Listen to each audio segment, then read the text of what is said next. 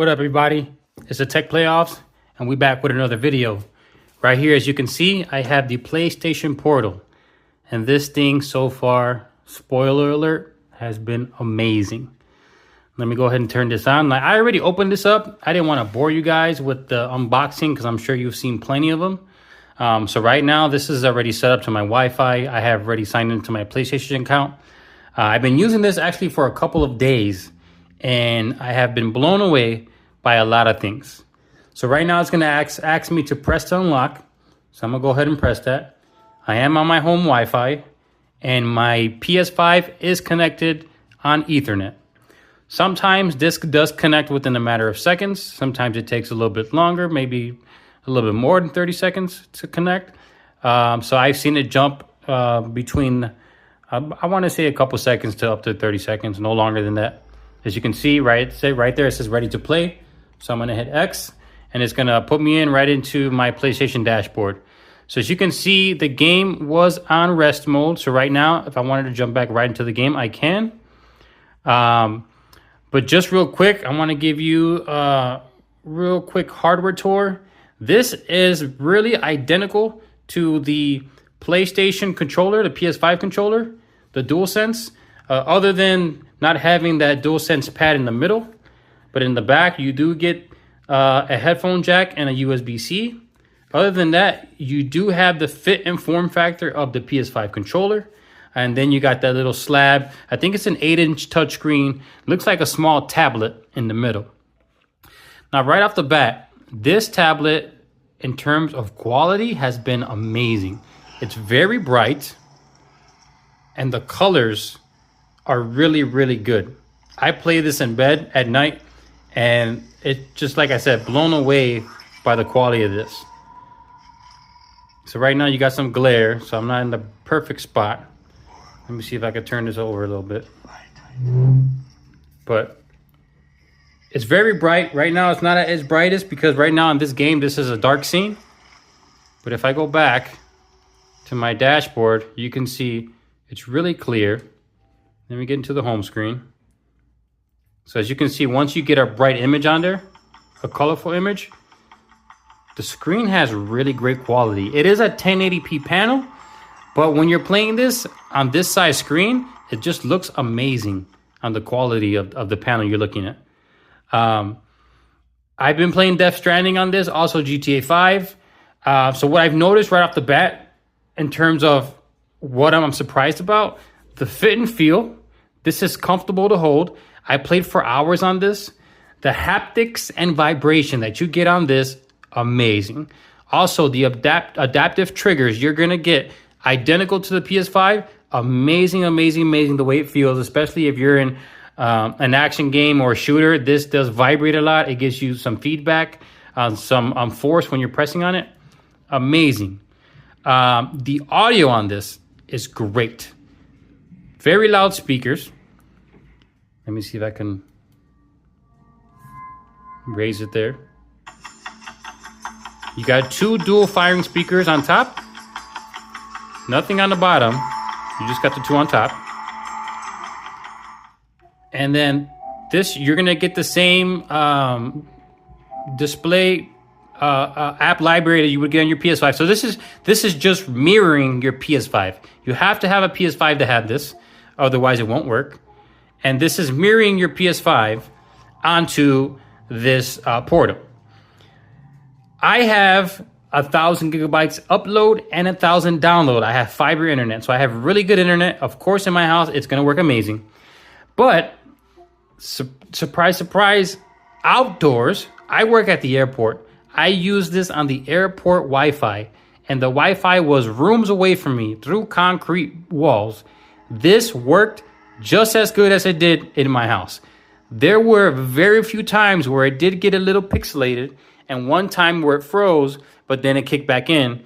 But I was able to play the game with no issue. It was still enjoyable, and I was blown away by that. This has really great Wi-Fi. I'm not sure what exactly it has, if it's Wi-Fi 6E or Wi-Fi 7, but it has really great Wi-Fi, just so you know.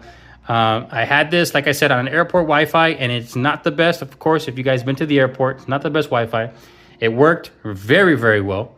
You can also use this on your hotspot. So I have T-Mobile, and my T-Mobile hotspot is pretty good. It's normally around 100, if not sometimes in the hundreds.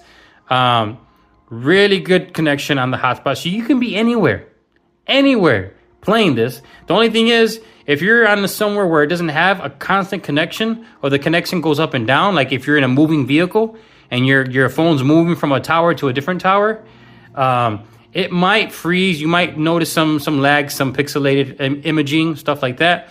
But if you're you don't need the fastest Wi-Fi. I know some videos were saying this was trash because you need the best Wi-Fi in order to get the best experience. It's not true. You can be on pretty good Wi-Fi and still have a really great experience. I think they rated it as between 50 or 30 megabytes on PlayStation's website to have a good connection. So in most places you have that. And this, like I said, to me, blown away by the experience outdoors, blown away at home. I've been on my couch playing this for days. I have not turned on my TV and my PlayStation 5. This has just mainly been my primary source of entertainment in terms of my PS5, my PlayStation games. The Portal is the way to go. Another thing is, this is $199. So that's another thing. This, like I said, I looked online. A lot of people were blowing this thing, giving it bad reviews and negative comments. And I'm like, man, if it's that bad, why are they sold out everywhere? This is sold out everywhere. It's hard to get it. I was lucky enough to check my Target near me, and they had one in stock, and I was lucky enough to get it. But $199 to get this experience, it's unmatched. You're not going to get this nowhere else. I've had the ROG Ally.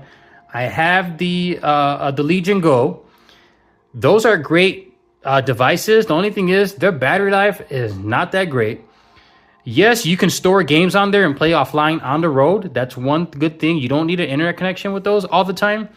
But they cost upwards to $700, if not more. And you won't be able to play all the games because you'll have to lower the settings in certain games, like the AAA games. Some play really good, some don't. You can get some maxed out settings, some you can't. You'll have to lower them to low, and then you'll get that lower image quality. Like I said, it's not too bad on a smaller screen. You're not going to notice it as well.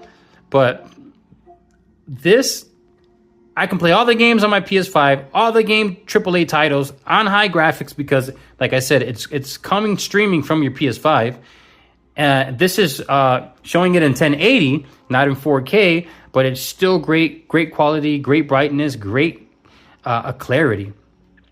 So they have some controllers out there for PS5, like the ultimate competitive game controllers that cost upwards to $200. This you're getting for $199 with its own display, with its primary PS5 controller feel. You still get toggles for the mute, the mics. You get the touchscreen still for the D-pad right here on both sides. I'm sorry, not the D-pad, the little sensor pad in the middle, the DualSense pad, and everything's there. So I don't understand why for $200 it's got such bad reviews, but this is one great machine. I wanted to tell you guys from my experience using this for a couple days, it has been great. The only thing that I do not like is that it doesn't have Bluetooth, and you have to use Sony's proprietary audio hardware to connect it to this. Or you can use the 3.5 millimeter headphone jack, which I don't have many of those around the house. But that's the only thing I didn't like. I wish they would have stuck with Bluetooth and you could hook up any wireless Bluetooth headset to this. That would have been nice.